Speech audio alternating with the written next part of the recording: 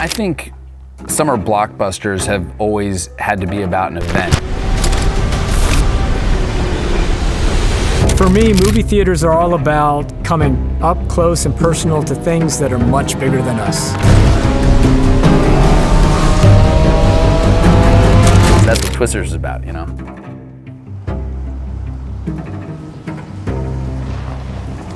Nearly 30 years after the release of Twister, a film maybe not remembered for being the best thing ever, but an important landmark in the history of visual effects in cinema, with ILM taking the challenge from Stephen Spielberg to come up with a way to visually show a tornado in a convincing and terrifying way. But now with the follow-up, reboot, sequel, we'll get into that later, film Twisters screeching its way into theaters, let's take a look at how this film built upon the lessons we've learned over 3 decades in the production of Twisters.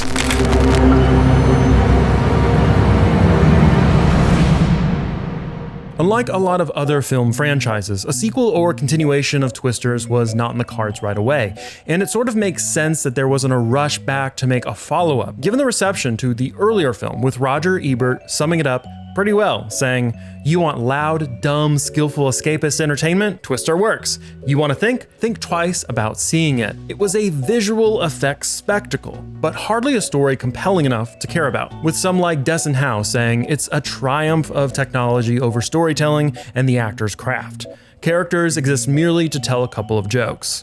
So while this was a landmark in special effects, we can also start to see the bad side of this and the start of an industry trend that continues today, where sometimes, not all of the time, new technology trumps storytelling. Interestingly enough though, this film would inspire about a 10% increase in meteorological majors in the US in the late 90s. But all of this, and even with a box office success, it was not enough to even get whispers of a sequel for 24 years. When in June 2022, it was announced that Universal Pictures was developing a sequel. They would look to director Joseph Kosinski to both direct and write the film. Joseph Kosinski had no lack of experience in reviving old franchises, directing both Tron Legacy in 2010 and Top Gun Maverick in 2022. He seemed like a great pick to head a blockbuster film with a reported budget of $200 million. But somewhere along the way, Kosinski would back out of the project to direct the film F1 for Apple. And in 2021, director, actress, and screenwriter Helen Hunt, who starred alongside Bill Paxton in the original Twister film,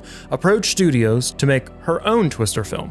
Her idea was to have a very diverse cast of storm chasers star in the film and have herself return as an elder, tired, haggard version of Dr. Joe Harding, planning for her character to die off in a tornado in the opening scene of the film. But her idea was met with very little interest. "I tried to get it made," Hunt said, "with David and Raphael and me writing it, and all black and brown storm chasers, and they wouldn't do it. I was going to direct it. We could barely get a meeting, and this is in June of 2020 when it was all about diversity. It would have been so cool." The studio would pass on the idea and look elsewhere for different ideas. Eventually, the studio would announce in October 2022 the film Twisters, which was being developed by scriptwriter Mark Smith, who was the screenwriter for The Revenant. Steven Spielberg himself liked the script, and his enthusiasm over it spurred production into overdrive, with Universal and Warner Bros. Co-financing the film. They'd hoped to have the film focus on the daughter of Helen Hunt's character, who followed in the footsteps of her parents. But it appears that this was not in the cards for the story, with the lead actor Glenn Powell eventually saying, "There are no characters from the original movie back, so it's not really a continuation. It's just its own standalone story in the modern day." In fact, the movie would move in the direction of not being a reboot or a sequel kind of at all. "It's definitely not a reboot," Powell said. "We're not trying to recreate the story from the first one. It's a completely original story." But I think on the whole, we have a story that stands alone in a really, really great way. So you don't even need to revisit the original. You can if you want. There are more Easter eggs, but I think this movie stands alone on its own with new characters, new cast, new effects. With no Helen Hunt or other actors from the original Twister film returning for this movie, they would still add in Easter eggs like the Dorothy system and would include Bill Paxton's son for one scene. Mark Smith backed this up by saying, "It's not a continuation of the original, but it's just a real wild ride with some good fun characters. Hopefully we can tap into what the original had, because that thing is just iconic." And while Mark Smith looked to tap into what the original did well, he also looked to add in many of the lessons we've learned in the past 30 years since the release of the film. I talked to so many storm experts, tornado experts, storm chasers, and rode around with some. Even the tornado season itself, because of climate change. What used to be Tornado Alley going through certain stretch. It now extends so much further east, and it's moving across, and the dates are wider, and the numbers are higher, and the storms themselves are more violent. So we did use elements of that just to shine a light on it as well, the causes and effects of climate change. And we've seen that plenty in 2024 with one of the worst tornado seasons in memory. Tornadoes we've seen day after day have been all too real. 6 weeks of punishing storms have left a trail of destruction thousands of miles long. Everywhere around me, it's a war zone. It's all gone. People across the country wondering, are tornadoes more common and are they getting stronger? In December 2022, they would hire Lee Isaac Chung to direct and would move forward towards the start of production in 2023.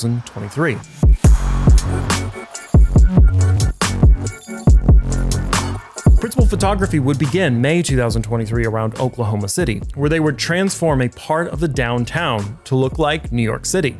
Hollywood comes to Oklahoma, transforming downtown OKC into NYC. Production is underway for the sequel to Twister. It's Twisters, that's what it's going to be called.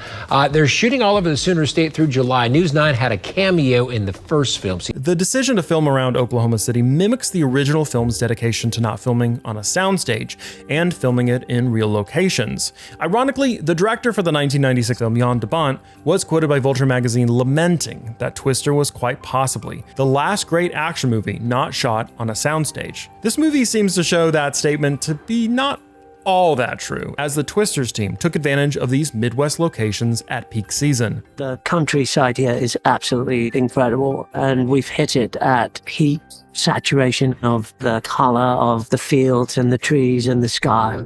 But being in Oklahoma at peak season also brought delays to filming because of, tornadoes and storms. I've got to say, actually filming this thing was so hard because we went into Oklahoma during tornado season, Chung revealed. We kept getting shut down by weather. There were so many lightning delays. We got shut down by high winds multiple times. The clouds don't just do one thing in Oklahoma. You see them changing shape. A lot of times people on our crew would be saying, I've never seen clouds do this before. Is this normal? In one of the more interesting decisions for this production, the director of photography, Dan Mindel, made the call to film the movie with 35mm Kodak film with the Panavision Millennium XL, Arri Flex 435, and 235 cameras, utilizing digital cameras only for VFX plates and some of the aerial work in the film. As soon as I got on board with this project, I knew that I wanted to capture this movie on film. Oklahoma just has these incredible colors. The landscape can get very green, and I love the way that film stock can render those colors and just how poetic it can make an image look. Even the actors were excited about getting to shoot on film, with Glenn Powell saying, "The fun part of shooting on film is that everybody gets excited about shooting on film. The camera department, there's a pride about the fact that they are shooting on film.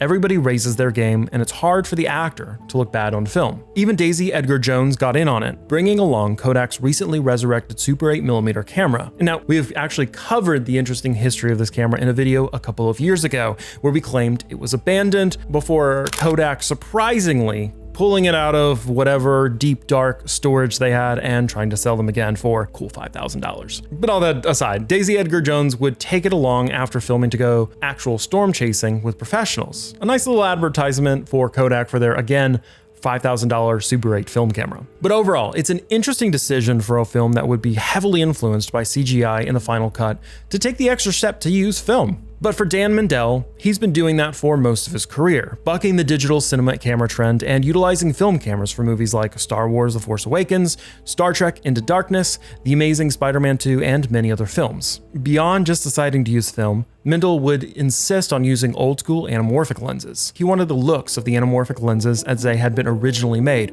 with all their individual flaws, circles of confusion, soft and distorted edges to underscore that time-life authenticity in the filmed images. Mindel would say there's nothing wrong with using lenses and optics the way they were designed in the first place, and then flexing your skills as the cinematographer to make them function in a non-invasive way so that it doesn't interfere with the storytelling but actually enhances it. As the lenses were all mapped out prior to production, I knew these image artifacts would not pose a problem to the VFX team down the line. Now, even though they were on location filming and not in a studio, they couldn't just drive up to a real tornado and start filming. The tornadoes, of course, would be created later on by visual effects artists, but things like the effects wind had on an environment had to be somehow simulated. It was an airplane, it was a jet engine that they used to blow air on. I mean, it was crazy.